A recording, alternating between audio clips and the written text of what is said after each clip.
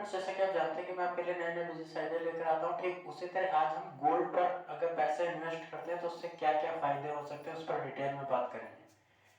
ठीक है, चलिए वीडियो की शुरुआत करते हैं। अगर आप 1980 में जाएं और देखें तो सोना जो है 1980 में 1330 रुपए प्रति 10 ग्राम था। ठीक है, और अगर आप 10 साल बाद 1990 में रेट देखते हैं तो 3200 रुपए में सोना हो गया था।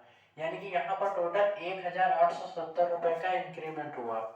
ठीक है, अब अगर हम 1990 से लेकर 2000 के बीच देखते हैं तो सोना 3200 रुपए से लेकर के 4400 रुपए तक पहुंचा। यानी कि यहाँ पर 1200 रुपए का इंक्रीमेंट हुआ।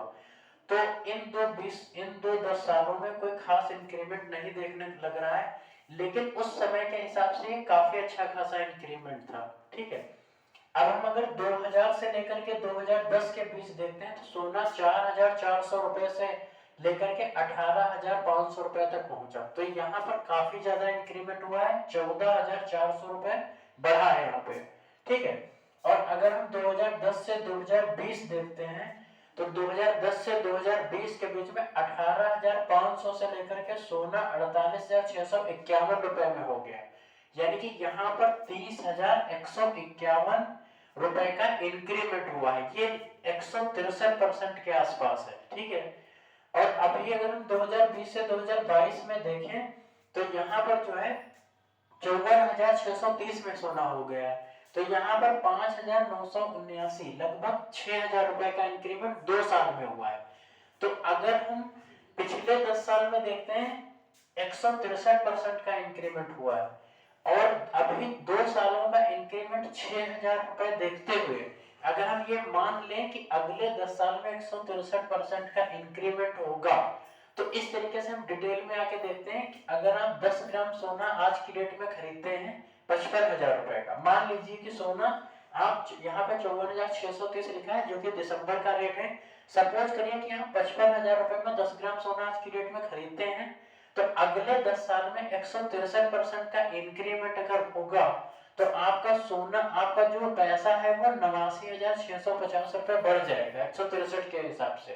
ठीक है, तो आपका जो अमाउंट होगा वो 1,44,650 रुपए बनेगा। ठीक है, और अगर आप 100 ग्राम सोना खरीदते हैं जो कि 5,50,000 रुपए का बनेगा, अगर आप 5,50,000 रुपए सोने में इन्वेस्ट करते हैं, खरीद लेते हैं, ज्वेलरी वगैरह खरीद लेते हैं, तो आपका 163% के हिसाब से 8,96,500 रुपए बढ़ जाएगा। ठीक, काफी ज्यादा इंक्रीमेंट है। ठीक है, तो आपका अमाउंट बनेगा 14,46,500 रुपए। यानी कि जो जो आपने 5,50,000 रुपए इन्वेस्ट किए थे गोल्ड में, वो आपके बन गए 14,46,500 रुपए। ठीक है, अब आगे बात करते हैं कि अगर आप 1 किलो सोना खरीदते हैं यानी कि 55 लाख रुपया अगर सोने में इन्वेस्ट करते हैं तो 163% के इंक्रीमेंट के हिसाब से ये आपका 89,65,000 रुपए इंक्रीज हो जाएगा। ठीक है, तो 89,65,000 रुपए इंक्रीज होने का मतलब आपका जो अमाउंट बनेगा वो 1,44,65,000 रुपए बनेगा। मतलब जो आपने 55,000 रुपए सोने में लगाए वो आपके 10 साल बाद 1,44,65,000 रुपए बन गए। ठीक है, तो इस हिसाब से अगर हम देखें तो आप जो पैसा बैंक अकाउंट में रखते हैं, जो सेविंग अकाउंट में रखते हैं, उसकी अपेक्षा, और जो आप पैसा घरों में रखते हैं तो उसकी अपेक्षा अच्छा रहेगा कि आप गोल्डन ज्वेलरी खरीद लें। ठीक है, या आप उसके बिस्किट्स खरीद सकते हैं। ठीक है, नंबर 1 का आप सोना खरीद सकते हैं। ठीक है, तो बैंक में पैसा रखने से और घर में जो कैश आप रखते हैं उससे ज्यादा अच्छा रहेगा कि आप सोना खरीद लें। ठीक है, जैसे कि अगर आपके पास ज्यादा बजट नहीं है, अगर आपके पास 50,000, 60,000, 70,000 रुपए है, ठीक है, तो उसको अगर आप सोना खरीद लेते हैं तो ज्यादा फायदा रहेगा। जैसे कि मान लीजिए आप 10-20,000 रुपए अकाउंट में रखे हुए हैं, तो अगर आप 10-20,000 रुपए अकाउंट में रखे हुए हैं तो उससे अच्छा रहेगा कि आप 10,000 रुपए का आप सोना खरीद लें। तो वो सोना जो है आपका 10 साल बाद काफी ज्यादा इंक्रीज हो जाएगा।